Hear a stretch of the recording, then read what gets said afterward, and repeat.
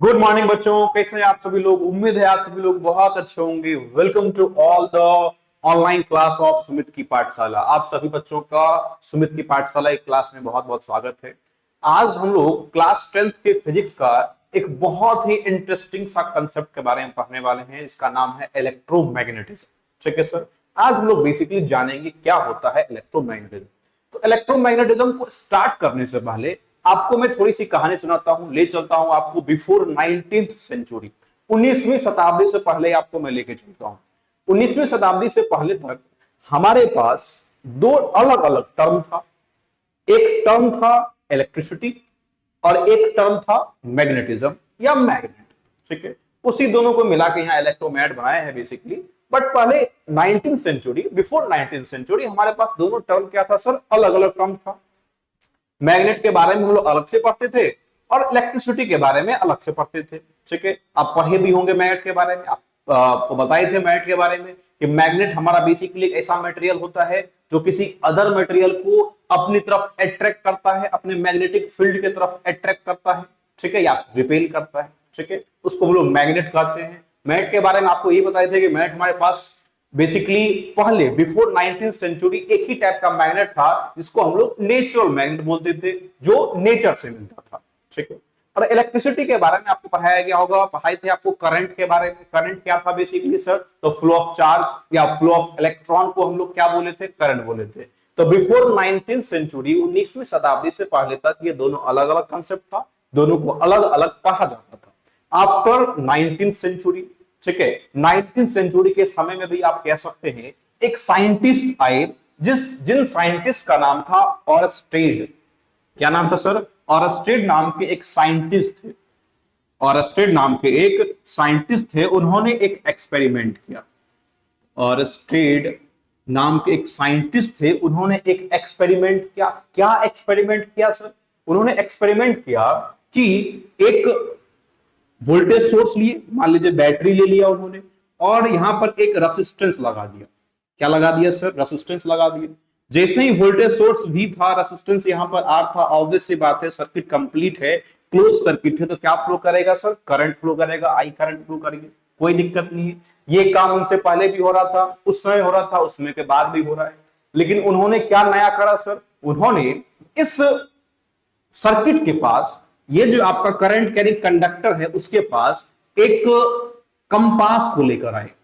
किसको लेकर आए सर, कंपास को। कंपास क्या होता है सर, तो कंपास बेसिकली आपका एक ऐसा इंस्ट्रूमेंट है जो डायरेक्शन बताता है।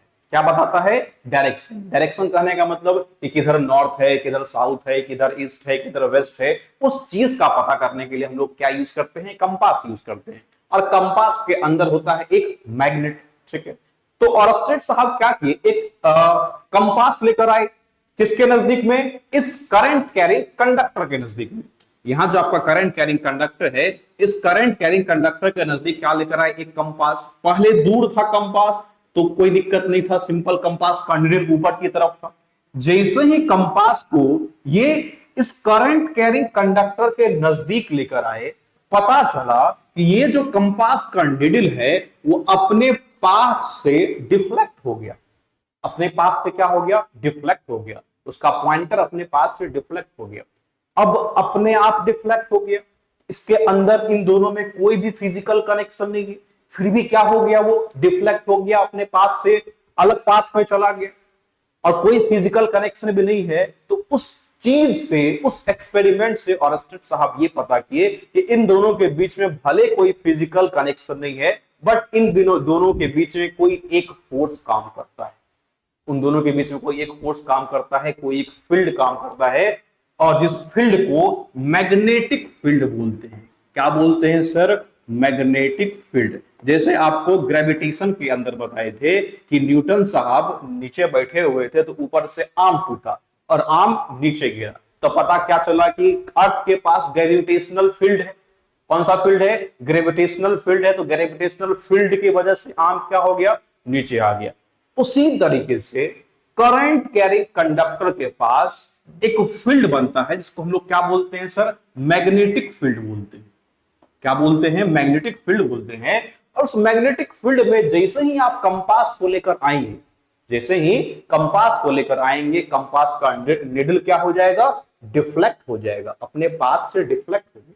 ठीक है, तो वहीं से एक नए टर्म का इजाद हुआ जिसको हम लोग क्या बोलते हैं सर, इलेक्ट्रोमैग्नेटिज्म। क्या बोलते हैं, इलेक्ट्रोमैग्नेटिज्म। क्योंकि उससे पहले तक हमारे पास क्या था, एक बार मैग्नेट था या एक आपके पास परमानेंट मैग्नेट था। परमानेंट मैग्नेट का नॉर्थ था, साउथ था, तो इसके नजदीक में आप कंपास को लेकर आते थे तभी वो डिफ्लेक्ट करता था, तब उसका निडल डिफ्लेक्ट करता था। लेकिन यहां पे क्या हुआ कि यहां पर कोई भी मैग्नेट वो नहीं लगाए, यहां पर किसी भी तरह का कोई भी मैग्नेट वो नहीं लगाए। बस क्या कि एक करंट कैरिंग कंडक्टर था और करंट कैरिंग कंडक्टर के अक्रॉस में ही, उसके नजदीक में ही कंपास को लेकर आया गया तो डिफ्लेक्ट कर गया। यानी उसे साफ साफ पता ये चला कि जब किसी कंडक्टर में करंट पास कराया जाता है, करंट फ्लो होता है, तो कंडक्टर एक मैग्नेट की तरह बिहेव करता है। कंडक्टर किसकी तरह बिहेव करता है सर, एक मैग्नेट की तरह बिहेव करता है। तो मैग्नेट की तरह बिहेव करने के बाद ऑरस्टेड साहब अपने एक्सपेरिमेंट का जब रिजल्ट दिए, तो रिजल्ट के बाद किस चीज का निजात हुआ, किस चीज का प्रोड्यूस किया गया सर, तो इलेक्ट्रोमैग्नेटिज्म प्रोड्यूस किया गया। इलेक्ट्रोमैग्नेटिज्म के बारे में बताया गया कि आखिर ये होता है इलेक्ट्रोमैग्नेटिज्म।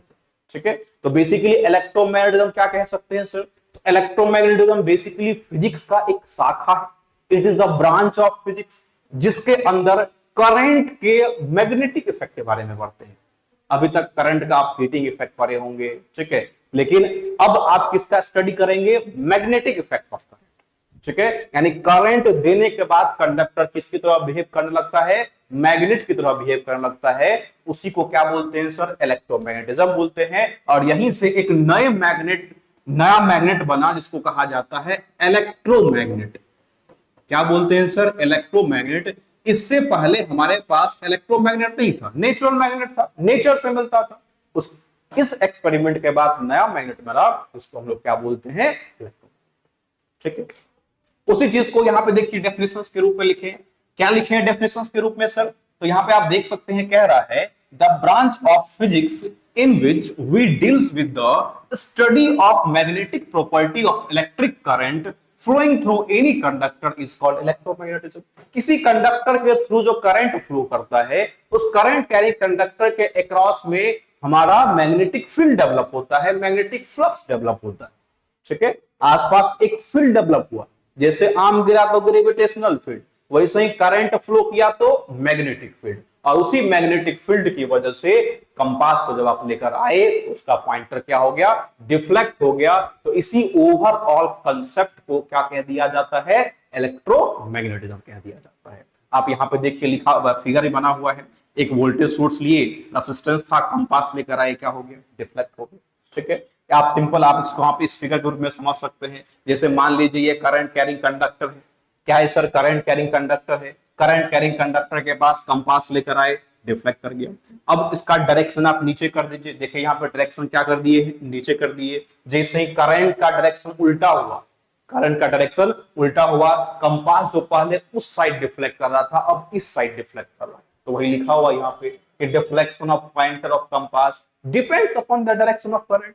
जैसा करंट फ्लो करेगा, जिस डायरेक्शन में करंट फ्लो करेगा, उस डायरेक्शन में आपका कंपास का निडल क्या होगा, डिफ्लेक्ट करेगा।